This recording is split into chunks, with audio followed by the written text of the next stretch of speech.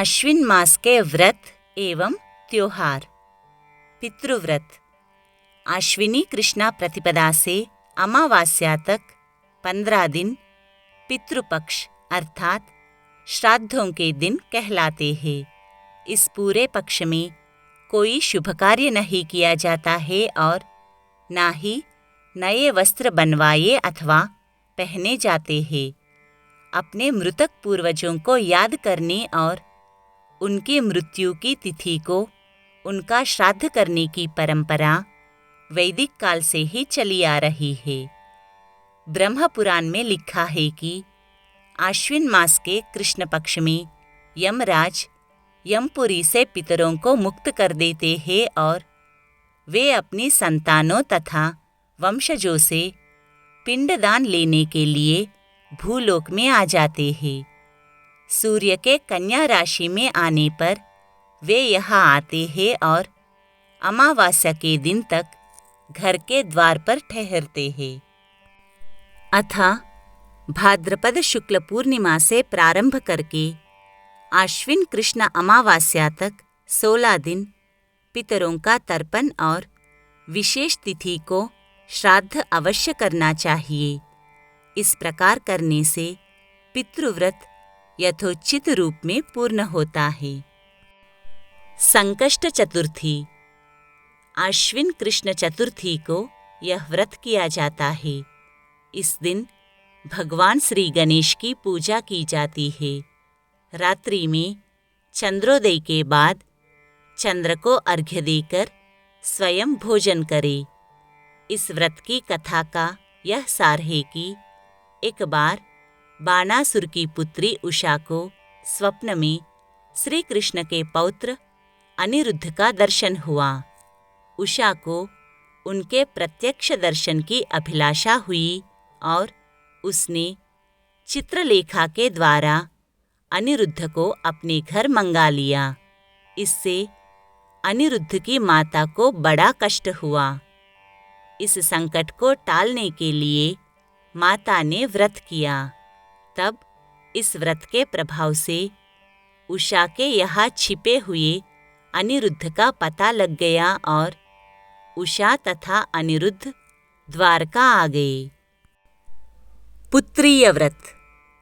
आश्विन कृष्ण अष्टमी को यह व्रत किया जाता है।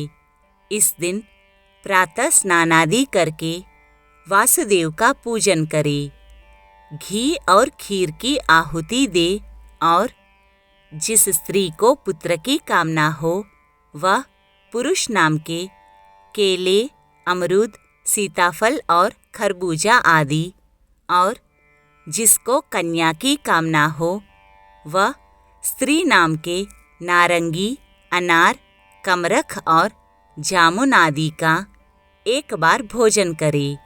इस प्रकार वर्ष पर्यंत करने से पुत्र होता है। इसी तिथि को जीवत पुत्रिका व्रत भी किया जाता है। इस व्रत का आचरण पुत्र की जीवन रक्षा के उद्देश्य से होता है। कृष्ण एकादशी। आश्विन कृष्ण एकादशी का नाम इंदिरा है। इसके व्रत से सब प्रकार के पाप दूर होते हैं। इसके निमित्त प्रातः स्नानादि करके उपवास करे और हरिस्मरण में लगे रहकर रात में जागरण करे।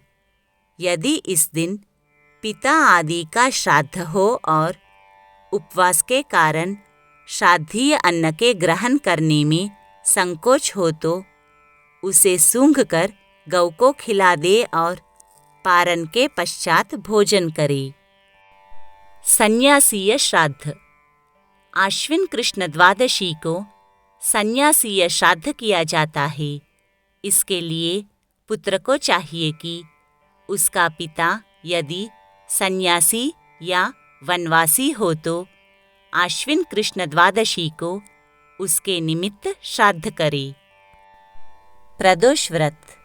यह व्रत शिवजी की प्रसन्नता और प्रभुत्व की प्राप्ति के प्रयोजन से प्रत्येक मास के कृष्ण और शुक्ल दोनों पक्षों में त्रयोदशी को किया जाता है।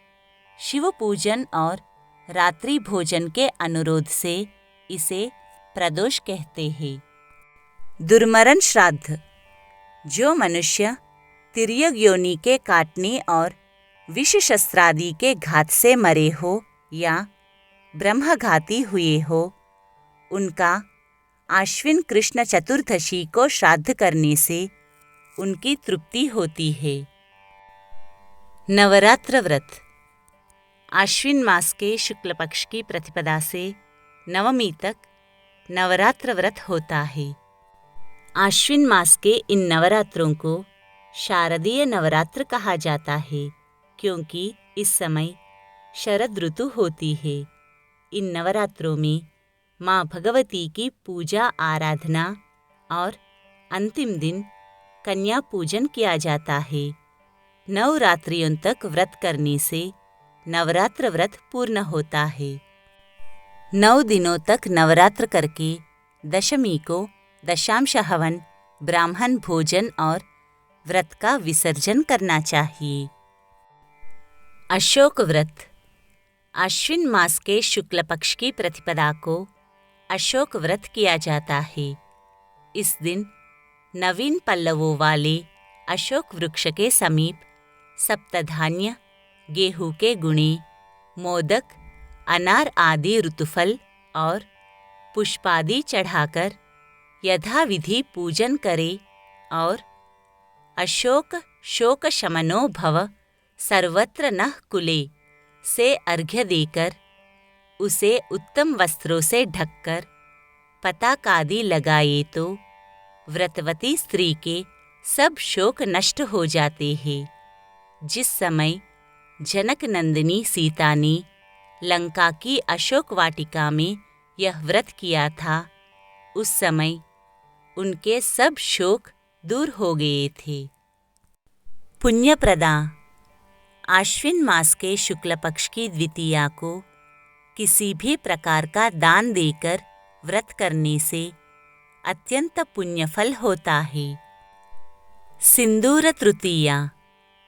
आश्विन शुक्ल तृतीया को चंपा के तेल में मिले हुए सिंदूर से देवी के केशपाश के मध्य भाग को चर्चित कर दर्पण दिखाए तो देवी की पूजा संपन्न होती है। रथोत्सव चतुर्थी। आश्विन मास के शुक्ल पक्ष की चतुर्थी को माँ भगवती का पूजन और जागरण करके उन्हें सजे हुए रथ में विराजमान करे और नगर में भ्रमण करा के पुनः स्थापित करे। शांति पंचमी। आश्विन शुक्ल पंचमी को यह व्रत किया जाता है। इस दिन प्रातः स्नानादि के पश्चात वेदी या चौकी पर सफ़ेद वस्त्र बिछाकर हरी और कोमल कुश के 12 नाग और एक इंद्राणी बनाकर उस पर स्थापित करके उनकी यथाविधि पूजन करना चाहिए। यह व्रत करने से सर्पादि का भय दूर हो जाता है। उपांग ललिता व्रत।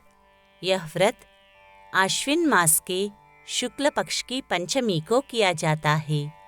इस दिन प्रातःकाल अपामार्ग अर्थात ऊंगा वृक्ष की टहनी से दातुन करके स्नान के पश्चात धवल श्वेत वस्त्र धारण किए जाते हैं। देवी की सोने की मूर्ति के पूजन करने का विधान है।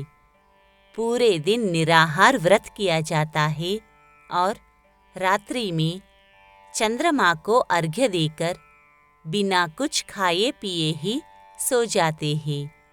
दूसरे दिन सुबह व्रत खोला जाता है। बिल्व निमंत्रण। आश्विन मास के शुक्ल पक्ष की षष्ठी को प्रातः कृत्यादि करके देवी का पूजन करे और यदि ज्येष्ठा हो तो उनकी पूजा के लिए बिल्व वृक्ष का निमंत्रण करे। बिल्व सप्तमी। यदि आश्विन शुक्ल सप्तमी को मूल नक्षत्र हो या ना भी हो तो पूर्व निमंत्रित बिल्व वृक्ष की 2 फल लगी हुई शाखा लेकर देवी के समीप रखे और उनके सहित देवी का पूजन करें। इसमें सूर्योदय संयुक्त परातिथि ली जाती है। सरस्वती शयन सप्तमी। आश्विन शुक्ल सप्तमी से नवमी पर्यंत सरस्वती का शयन व्रत किया जाता है। एतन निमित्त सप्तमी को पुस्तक आदि का पूजन करके सरस्वती का शयन कराए, व्रत में रहे और पठन पाठन एवं लिखना लिखाना बंद रखे और सप्तमी से दशमी पर्यंत पुस्तक आदि का पूजन करता रहे। पूजन में सरस्वती की सुवर्णमयी, शिलामयी या चित्रमयी जैसी भी मूर्ति हो, वह 4 भुजा वाली, सर्वाभरण विभूषित, 2 दाएं हाथों में पुस्तक और रुद्राक्ष और 2 बाएं हाथों में वीणा और कमंडलू धारण किए हुए समान रूप में विराजी हुई हो, इस प्रकार का ध्यान करें। महाष्टमी। आश्विन शुक्ल अष्टमी को देवी की उपासना के अनेक अनुष्ठान होते हैं। इस कारण यह महाष्टमी मानी जाती है। इस दिन देवी शक्ति धारण करती है और नवमी को पूजा समाप्त होती है। महाष्टमी के दिन प्रातःकाल में पवित्र होकर माँ भगवती की वस्त्र, शस्त्र, छत्र, चामर और राजचिह्नादि सहित पूजा करनी चाहिए। कई स्थानों में इस दिन अखिलकारिणी देवी का पूजन किया जाता है। महानवमी। आश्विन मास के शुक्ल पक्ष की नवमी को प्रातः स्नानादि नित्य कर्म शीघ्र समाप्त करके माँ भगवती की षोडशोपचार पूजन करना चाहिए और अनेक प्रकार के अन्नपानादि का भोग लगाए और घृतपूर्ण बत्ती या कपूर जलाकर नीराजन करे। इस दिन विधि विधान से कन्या पूजन करना चाहिए। भद्रकाली व्रत। आश्विन मास के शुक्ल पक्ष की नवमी को वासस्थान के पूर्व भाग में भद्रकाली की स्थापना करके गंध पुष्पादि से पूजन करे और उपवास रखे। रथ नवमी।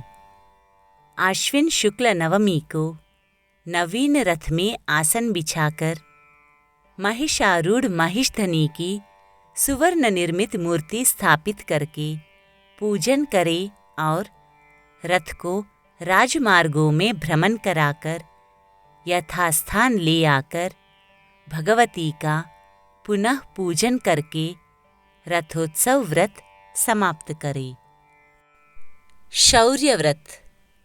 एतन निमित्त आश्विन शुक्ल सप्तमी को संकल्प करे, अष्टमी को निरुदक उपवास रखे और नवमी को भगवती की भक्ति सहित उपासना करके दुर्गाम देवीम महामायाम महाभागाम महाप्रभाम से प्रार्थना करके यथाशक्ति ब्राह्मण भोजन कराए और स्वयं पिसे हुए सत्तू का पान करके व्रत करे। नवरात्र समाप्त। आश्विन मास के शुक्ल पक्ष की दशमी के दिन प्रातःकाल में माँ भगवती का यथाविधि पूजन करके नीराजन करे। इस दिन विधि विधान से मूर्ति का विसर्जन करके जल में प्रवेश कराए और जुवारा आदि भी जल में डाल दे। पूजन में स्थापित देवता के जो कुछ फल पुष्प नैवेद्य अथवा उपहार आदि अर्पण किया हो वह सब ब्राह्मण को देना चाहिए, अन्यथा विफल होता है। विजयदशमी। आश्विन मास के शुक्ल पक्ष की दशमी को विजयदशमी कहते हैं। आश्विन शुक्ल दशमी को तारा उदय होने के समय विजय नामक काल होता है। वह सब कार्यों को सिद्ध करने वाला होता है। विजयदशमी के दिन प्रभु श्री रामचंद्र जी की सवारी बड़ी सज धज के साथ निकलती है और रावण वध की लीला का प्रदर्शन होता है। इस दिन नीलकंठ का दर्शन बहुत शुभ माना जाता है। शुक्ल एकादशी पापपरायण पुरुषों के पापों को वशवर्ती बनाने में आश्विन शुक्ल एकादशी अंकुश के समान है। इसी कारण इसका नाम पापांकुशा है। यह स्वर्ग और मोक्ष को देने वाली, शरीर को निरोग रखने वाली, सुंदरी सुशीला स्त्री, सदाचारी पुत्र और सुस्थिर धन देने वाली है। उस दिन में भगवान का पूजन और रात्रि में उनके सम्मुख जागरण करके दूसरे दिन पूर्वाह्न में पारण करके व्रत को समाप्त करें। पुत्र प्राप्ति व्रत आश्विन मास के शुक्ल पक्ष की एकादशी को स्नान करके उपवास रखे और भगवान का पूजन करके रात्रि के समय दूध देती हुई सवत्सा गौ की पूजा करके दूसरे दिन भर व्रत रखे और रात्रि में भोजन करे। इस दिन अपराजित, अजातशत्रु, पुराकृत, पुरंदर, वर्धमान, सुरेश, महाबाहु, प्रभु, विभु, सुभूति, सुमन और सुप्रचेता इन 12 नामों से हरि का स्मरण करे तो देवतुल्य दीर्घायु पुत्र होता है। पद्मनाभ व्रत आश्विन मास के शुक्ल पक्ष की द्वादशी को पद्म पर प्रतिष्ठित किए हुए सनातन पद्मनाभ का गंध पुष्पादि से पूजन करके जागरण करे और व्रत रखे तो इस व्रत से अनेक गोदान के समान फल होता है। प्रदोष व्रत आश्विन शुक्ल त्रयोदशी को सूर्यास्त से पहले स्नान करके यथालब्धोपचारों से शिवजी का पूजन करे और रात्रि होने पर एक बार भोजन करे। कोजागर व्रत आश्विन शुक्ल निशीथ व्यापिनी पूर्णिमा को ऐरावत पर आरूढ़ हुए इंद्र और महालक्ष्मी का पूजन करके उपवास करे और रात्रि के समय घृत पूरित और गंध पुष्पादि से सुपूजित 1,50,000, 10,000, 1,000 या केवल 100 दीपक प्रज्वलित करके देव मंदिरों, बाग बगीचों, तुलसी अश्वत्थ के वृक्षों, बस्ती के रास्ते, चौराहे, गली और वास भवनों की छत आदि पर रखे और प्रातः काल होने पर स्नानादि करके इंद्र का पूजन कर ब्राह्मणों को घी शक्कर मिली हुई खीर का भोजन कराकर वस्त्रादि का दक्षिणा और सुवर्णादि के दीपक दे तो अनंत फल होता है। इस दिन रात्रि के समय इंद्र और लक्ष्मी पूछते हैं कि कौन जागता है। इसके उत्तर में उनका पूजन और दीप ज्योति का प्रकाश देखने में आए तो अवश्य ही लक्ष्मी और प्रभुत्व प्राप्त होता है। शरद पूर्णिमा आश्विन मास की पूर्णिमा को शरद पूर्णिमा कहते हैं। इस दिन कांसी के पात्र में घी भरकर सुवर्ण सहित ब्राह्मणों को दे तो ओजस्वी होता है। अपराह्न में हाथियों का नीराजन करे तो उत्तम फल मिलता है और अन्य प्रकार के अनुष्ठान करे तो उनकी सफल सिद्धि होती है।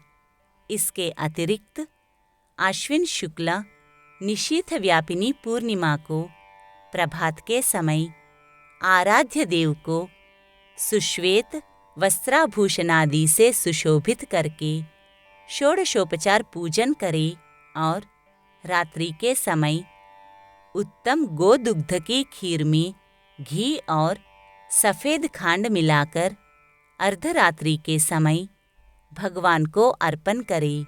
साथ ही पूर्ण चंद्रमा के मध्याकाश में स्थित होने पर उनका पूजन करें और खीर का नैवेद्य अर्पण करके दूसरे दिन उसका भोजन करें।